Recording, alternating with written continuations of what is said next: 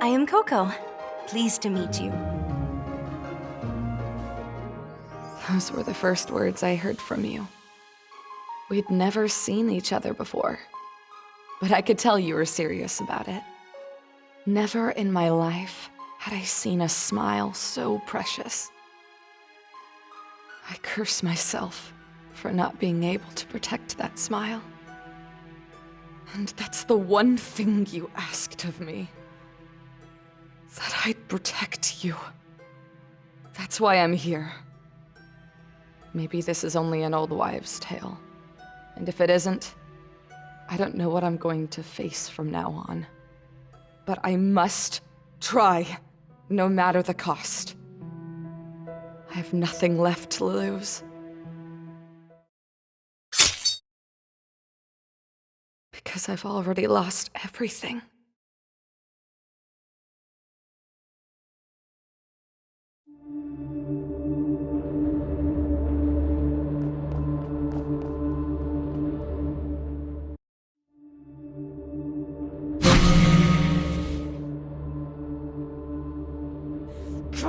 Come on! This has to work!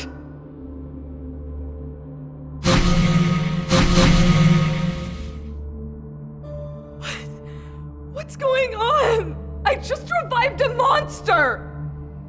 Why the hell isn't it working with Coco? You will need much more power to do that. Who's there? Who are you? I am one they call Necromancer. Tell me, young lady, what reasons could possess you to enter my crypt? I came to take Coco back. You're the only one who can help me. Bringing a soul back from the dead. Do you intend to challenge the gods? Defy the natural order? Yes, that's why I'm here. Good. Then enter the dungeon and face me. Claim the power of the Necromancer!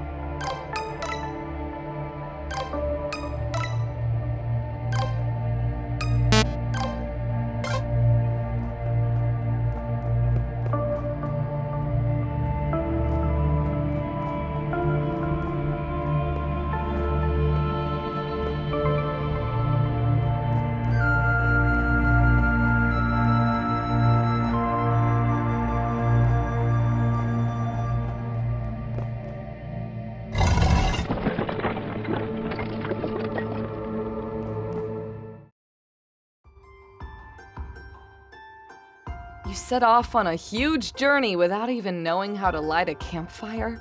Who in their right mind would do that? That is precisely why I needed someone like you to accompany me.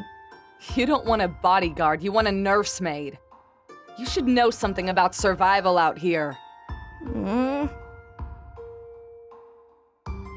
Now what? Gonna cry? What the hell made you want to go on this trip anyway? Daddy issues? Nothing of the sort. Is that so? Thought you'd be running from home or something. You know, the typical spoiled brat routine. I want to learn. Huh?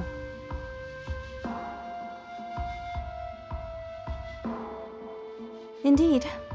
I was taught to read and write at the age of 4. The wise men of the temple took care of training me in all the areas of knowledge, as well as music and dance. I have read all the books in the archives, and have even been responsible for transcribing part of the sacred scriptures. No other girl in this hellhole of a world knows half as much as you do, Princess. What's left for you to learn? I wish to know how people truly live. So, the school of life. Believe me, you don't want to know the real world. But I must! What? Do you even have the faintest clue of what sort of place you broke into? Your temple thing? Not just any temple. It is the seat of the High Priest of Nodam. It is the most important temple on the continent, the cradle of religion. Ah, the religion of Nodam. Do you guys still believe in that? They left us here to go to live isolated in their sacred land, free of any problems. Father is the High Priest, and he will not live forever. When he is no longer here, I will take his place. That is what I have been groomed for the entirety of my life. And what does that have to do with taking a stroll on the wild side?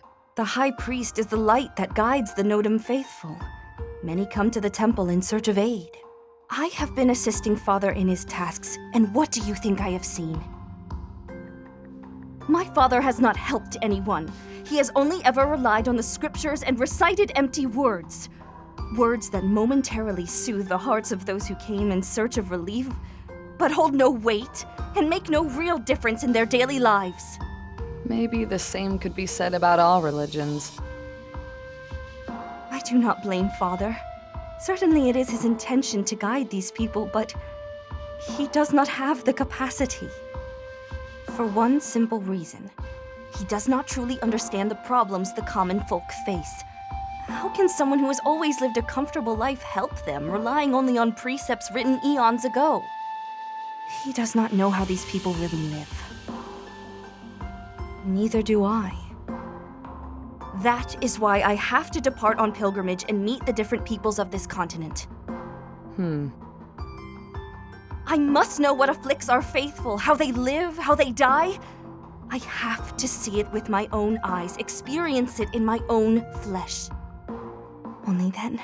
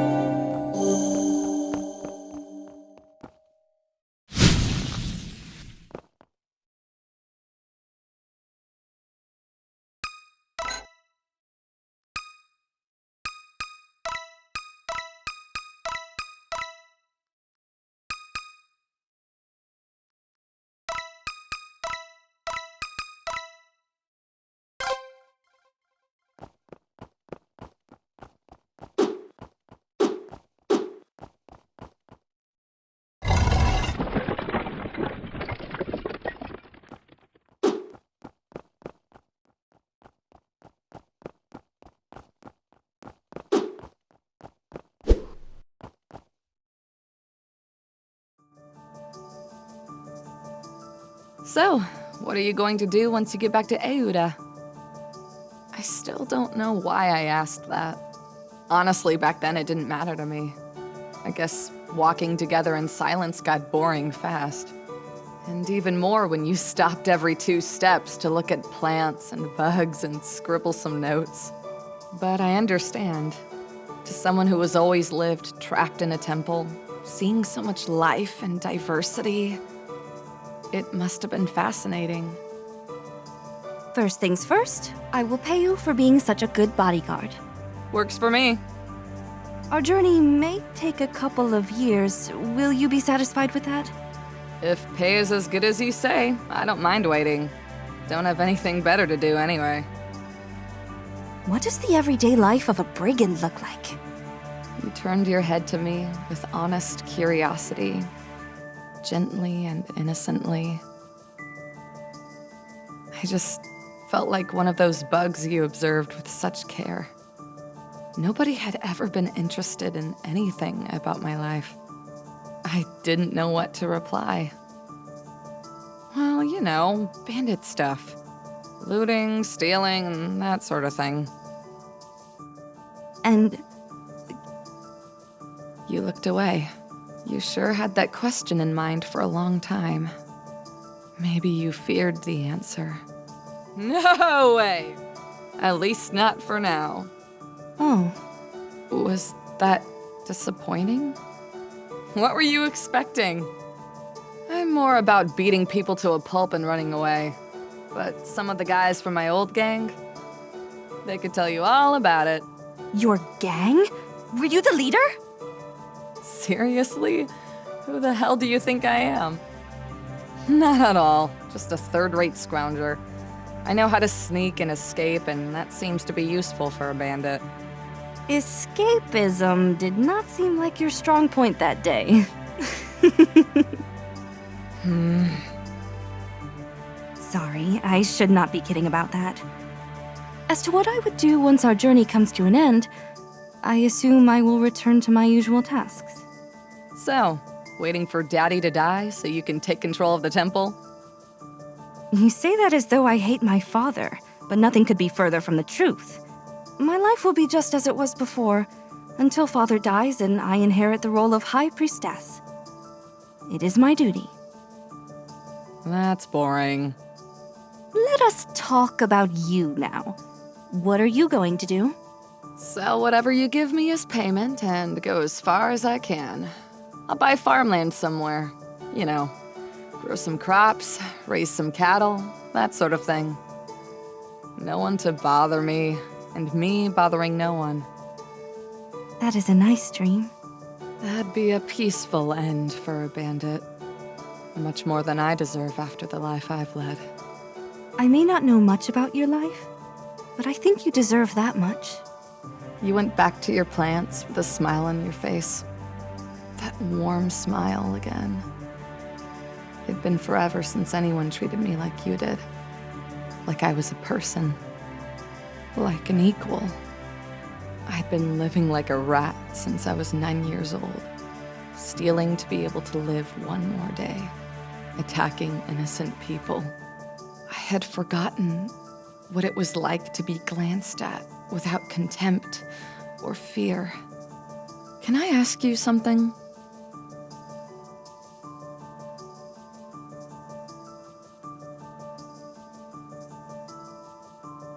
I'm sure I could get good money for someone like you. I know you would not do something like that.